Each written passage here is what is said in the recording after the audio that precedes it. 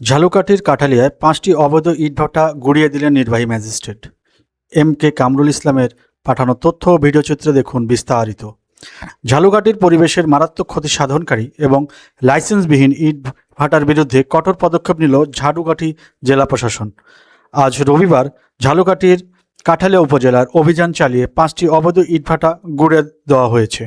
ঝালকাঠির জেলা প্রশাসক কার্যালয়ে নির্বাহী ম্যাজিস্ট্রেট তামান্না ইয়াসমিন মেরিনা এই অভিযানের নেতৃত্ব দেন।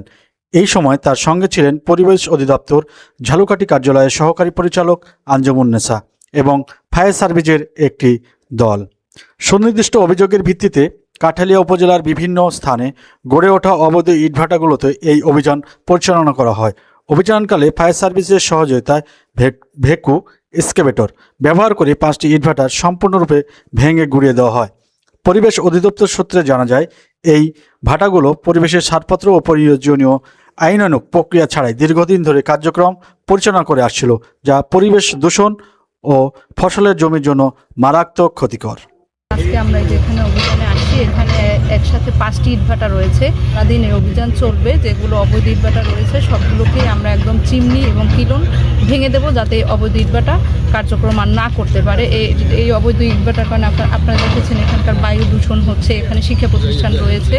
তো আমরা এই কার্যক্রম এদের বন্ধ করে দেবো, যাতে অবৈধ ইটভাটা আর না চালাতে পারে। ধন্যবাদ।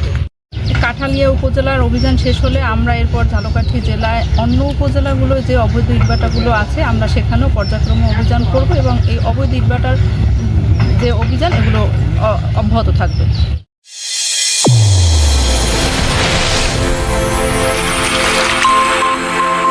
চ্যানেল A1 হৃদয়ের স্পন্দন।